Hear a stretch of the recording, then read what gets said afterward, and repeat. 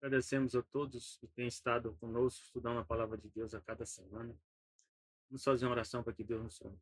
Nosso Deus e Pai seja conosco, e nos momentos que se seguem. Pedimos suas bênçãos em nome de Jesus. Filho de Deus. O tema dessa semana é aliança e modelo.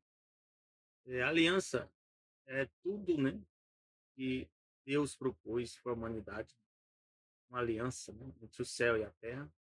E o modelo é a forma que Deus estabeleceu, né, o plano da redenção. Nós vamos entender que mesmo com todo o pecado, com todos os problemas que ocorreram com a humanidade, Deus não desistiu da humanidade. Traçou um plano que a gente chama plano da redenção, para que essa aliança seja restaurada e para que nós, né, possamos, né, ser restaurados também, conforme um modelo que Deus planejou. E esse modelo nós vamos entender que Jesus é o modelo.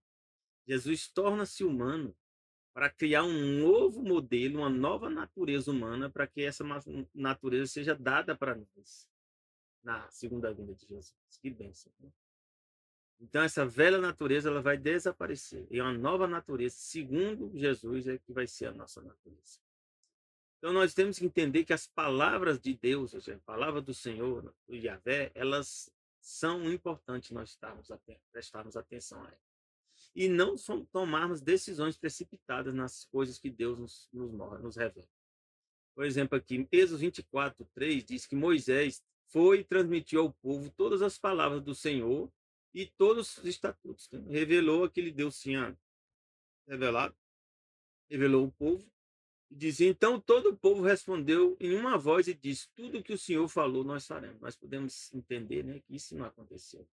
Então, às vezes, a gente se precipita nas coisas que a gente fala, né, perante Deus, né, estamos empolgados naquele momento, mas a gente tem que estar sempre conscientes que nós somos fracos, nós somos falhos. E sim pedir poder a Deus para cumprir o que Ele quer que nós cumpramos. Por isso que temos que estar em comunhão com Deus diariamente, para que Deus nos dê o poder para a gente fazer a vontade dEle. Não é? Nós não temos capacidade de fazer a vontade dEle por nós mesmos.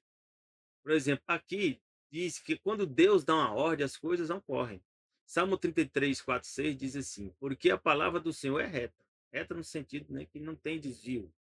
Todas as suas obras são fiéis. Ou seja, todas as obras de Deus envolvem muita coisa. Fiéis no sentido, né, de confiabilidade, de credibilidade. Ele ama a justiça e o juízo. E essa justiça e o juízo só pode ser entendida por Deus. Só pode ser entendida se nós, né, fizermos a vontade de Deus. Aí nós vamos entender o que é justiça e o que é juízo. A terra está cheia da bondade do Senhor, mesmo com tanto problema, tanta dificuldade, tanto situações ruins que a humanidade passa. A bondade de Deus ainda faz com que nós, como humanidade, permaneça ainda vivos. Um dia já está todo mundo morto. Diz aqui, pela palavra do Senhor foram feitos os céus. Então Deus fala e a coisa ocorre. Todo o exército deles, pelo sopro, pelo espírito, né, de sua boca. Alguns falam, algumas versões falam sopro, essa versão aqui fala pelo espírito de sua boca, ou seja, pelo espírito de Deus, né, que dá a criação, dá forma às coisas, para que elas venham à existência. Em Levítico 20, de 7 a 8, diz, portanto, nós temos que fazer o quê? Santificai-vos, aqui diz. Santificar é ser separado, um propósito. E sede santos, porque diz, eu, Senhor, porque eu sou o Senhor vosso Deus. Então, o Deus, né, se revelar a nós, ele pede para nós que nós sejamos santos, separados para um propósito. E aí, que propósito é esse? Guardai os meus estatutos e cumpri-os. Estatutos aqui envolve leis, decretos, né, conselhos, normas, tudo, né? É bem mais amplo, né? Eu sou o Senhor que vos santifica. Então, esse processo de santificação ocorre pelo próprio Deus fazer isso em nós. E aqui nós podemos ver a situação da humanidade. Isaías 24, 4 a 6 diz assim, a terra seca-se e murcha, o mundo definha e murcha. Então, no passado isso era verdade, hoje também, né? Definham os nobres da terra. A terra está contaminada pelos seus habitantes, porque desobedeceram às leis de Deus. Né? Aí vem a lei dos 10 mandamentos e outras leis também que Deus estabeleceu, como leis de saúde, né? Leis de casamento, né? São várias leis que Deus estabeleceu. Violaram os decretos e quebraram a aliança eterna. Então imagine quebrar uma aliança que é para ser eterna. Diz aqui, por isso a maldição consome a terra e o seu povo é culpado. Então nós estamos sofrendo porque nós estamos sob maldição. Por isso os habitantes da terra são consumidos pelo fogo e a ponto de sobrarem pouquíssimos. Então Deus dá mostra o caminho no futuro, muitos serão o quê? Consumidos pelo fogo e vão ser salvos poucas pessoas. Deus, né, estabelece uma relação, né? Aqui, está lá em Êxodo 24, 1 a 4, diz assim: Depois Deus disse a Moisés: Subam o monte para encontrar-se com o Senhor, né, com Yahvé. Você e Arão, Nadab e Abiú e as 70 autoridades de Israel. Então eles foram, né, ao encontro de Deus, né, cumprindo as ordens que Deus tinha dado, né? E diz: adorem à distância. Então tinha que ter um certo cuidado no processo de adoração. Somente Moisés se aproximará do Senhor, os outros não. O povo também não subirá com Moisés. Quando Moisés se dirigiu ao povo e transmitiu-lhes todas as palavras e ordenanças do Senhor, né, de Yahvé, eles responderam em uníssono: faremos tudo o que o Senhor nos ordenou. Então, de fato, nós vemos novamente aqui que isso não ocorreu. Eles se desviaram, né, do caminho. Moisés então escreveu tudo o quanto o Senhor dissera. Na manhã seguinte, Moisés levantou-se, construiu um altar ao pé do monte e ergueu 12 colunas de pedra, representando o quê? As 12 tribos de Israel. Então, Deus tem um plano para que nós façamos parte dessas 12 tribos. Mateus 26, 26 e 29 mostra claramente que tudo que estava relacionado com o santuário, com o templo, né, com as cerimônias que ocorreram, todas elas estavam relacionadas com Jesus. E aqui diz: enquanto comiam, Jesus tomou o pão, deu graças, partiu e deu aos discípulos, dizendo: tomam e comam, isso é o meu corpo. Então Jesus estabeleceu a cerimônia, né, do lava-pés da Santa Ceia, né, como um substituto, né, todos os processos que tinham ocorrido no passado. Em seguida, tomou o cálice, deu graças e ofereceu aos discípulos, dizendo o quê? Bebam deles todos vocês. Isto é o meu sangue da aliança que é derramado em favor de muitos, o perdão dos vossos pecados. E aí nós podemos entender, meus irmãos. Ele diz aqui: eu lhes digo, eu lhes digo que de agora em diante não beberei do fruto dessa videira até aquele dia que Jesus vai se encontrar conosco. Amém? Hebreus 9, de 11 a 12 diz assim: quando Cristo veio como sumo sacerdote dos benefícios, agora já presentes, ele adentrou o maior e o mais perfeito tabernáculo. Então Deus revela que o tabernáculo original que está no céu, o da terra era uma cópia, não feito pelo homem, mas e não pertencente, né, a essa criação. E aqui nos diz também que não foi por meio de sangue de bodes e novilhos, mas pelo próprio sangue dele, de Jesus, que ele entrou no Santo dos Santos, uma vez por todas nos obteve a mim e a você com eterna redenção. E aí, meus irmãos, nós temos que entender que a importância do sangue, né? Porque o sangue representa a vida. Jesus diz na Bíblia que o sangue representa a vida. E aí nós podemos aqui entender, né, que Gênesis 2, 15, 17, né? E Êxodo 24, 9 a 13 diz assim: Moisés, Arão, Nadab e Abiú e as 70 autoridades subiram e viram o Deus de Israel. Não viram o rosto, né? Se viu o rosto, você desaparece. Mas viram a forma do Deus de Israel. Diz que cujos pés havia algo semelhante a um pavimento de safira. E seu esplendor, seu esplendor, né? Deus, porém, não estendeu a mão para punir esses líderes, né? Porque se eles estavam se aproximando, tinha situações que eles não poderiam se aproximar, poderiam morrer. Então, eles viram a Deus e depois comeram e beberam. Então, existe, né, outras formas, né, outros caminhos que Deus nos estabelece, como diz aqui. Ó.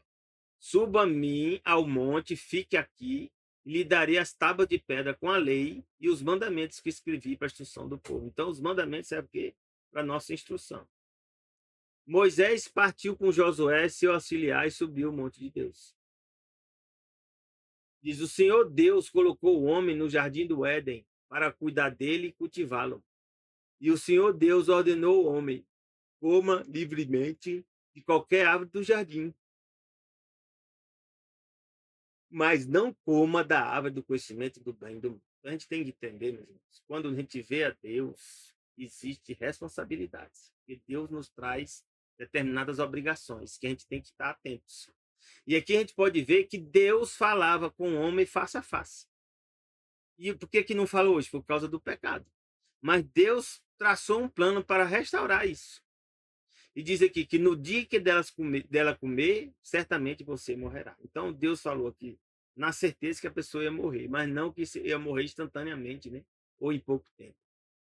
Gênesis 3, de 8 9 diz assim: quando o homem e a mulher, ouvindo o homem e a sua mulher os passos do Senhor, que andava pelo jardim quando soprava a brisa do dia, né, no término do dia, esconderam-se da presença de Deus entre as árvores do jardim.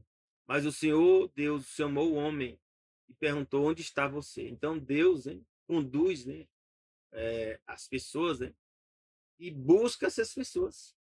Não foi Adão e Eva que procuraram, né? Elas provavelmente foram, né, encontradas, né, por Satanás. Não foi que elas traçaram esse plano. E Satanás faz assim, ele busca, né, outros meios, outras formas, né, de desviar, né, as pessoas do caminho que Deus tem planejado. Apocalipse 22, 4 mostra, né, o futuro. Diz assim: e então o anjo me mostrou o rio da água da vida, que era claro como um cristal. Fluía do trono de Deus e do Cordeiro, fluía do trono de Deus e do Cordeiro no meio da rua principal da cidade. De cada lado do rio estava a árvore da vida, que dá 12 colheitas, dando os frutos de um mês. Então, isso aqui é para o futuro, mas nós vamos dizer que o plano de Deus, as obrigações, as responsabilidades, pode ser que ainda, né, seja para nós. Diz: as folhas da árvore servem para a cura das nações, já não haverá mais maldição nenhuma na terra. E aí diz, né? As folhas da árvore não vai ter maldição, e o trono de Deus do Cordeiro estará onde? Na cidade. Seus servos servirão, e eles vão ver a Deus face a face. E o nome de Deus estará também com as pessoas, né, que confiarem em Deus.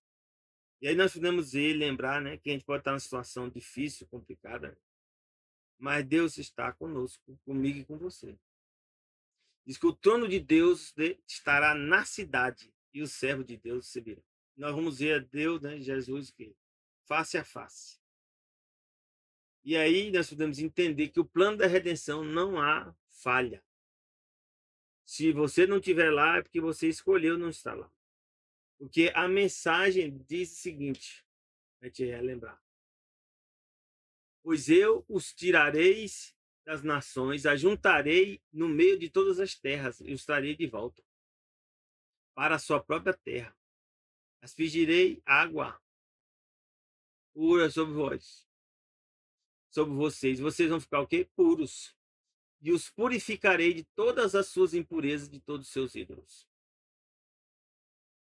E aí nós podemos ver aqui, Deus diz aqui: darei a vocês um coração novo, ou seja, uma mente nova. O coração aqui é mente. Porém, um espírito novo, vocês, que espírito aqui? O Espírito Santo que Deus prometeu a Jesus, e Jesus prometeu a nós. E ele vai estar conosco e vai nos levar a agir segundo os decretos e a obedecer fielmente à lei de Deus. Uma bênção. E aí nós podemos ver que ele diz: vocês habitarão na terra que dei aos seus antepassados. Vocês serão o meu povo e eu serei o seu Deus. E aí diz aqui, dá um exemplo, né, que Deus, né, nos capacita para obedecer, mas tem coisas que Deus não retira para o nosso próprio bem. Como é o caso aqui de Paulo, em 2 Coríntios 12, 7 a 10, diz: para impedir que eu me exaltasse por causa da grandeza dessas revelações, foi-me dado um espinho na carne, mensageiro de Satanás, para me atormentar. Então, às vezes, também nós podemos estar sofrendo algumas dificuldades relacionadas, né, com Satanás, né, tentando atrapalhar a nossa vida. 3 vezes roguei ao Senhor que eu tirasse de mim, mas ele me disse: a minha graça é suficiente, pois o meu poder se aperfeiçoa quando na fraqueza. Diz: portanto, eu me gloriarei mais alegremente que nas minhas fraquezas, para que o poder de Deus, né, repouse em mim. E aí nós podemos ver, meus irmãos, que a gente pode estar passando por dificuldades, né? Problemas, né? Podemos ter muitas adversidades na vida, mas a gente não pode esquecer, né, que Deus está no controle da nossa vida. Nós temos que ter a certeza, né, que Deus vai fazer isso por mim, por você. E aí nós podemos aqui, ó, dizer que, mas vai acontecer mesmo, a nossa natureza continua ruim como era no passado. Aí vem a resposta de Jesus, hein? O que é impossível para os homens é possível que para Deus. Quando Deus promete nos dar um espírito novo, colocar o espírito dele em nós, é para nos transformar, nos capacitar para ter uma nova natureza. E aqui disse Êxodo 25, 2. Deus não somente quer, né, habitar conosco, né, fisicamente, né, como também a Bíblia diz aqui que ele pede uma oferta e que receba de todo aquele cujo coração se compelir, né, ajudar, né? Êxodo 25, 8, 9 diz: E farão um santuário para mim, e eu habitarei no meio deles.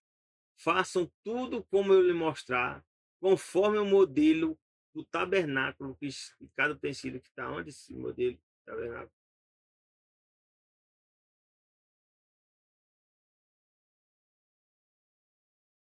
E aí nós podemos ir aqui agora, um questionamento que diz assim: mas será possível que Deus habite na terra? Interessante, né?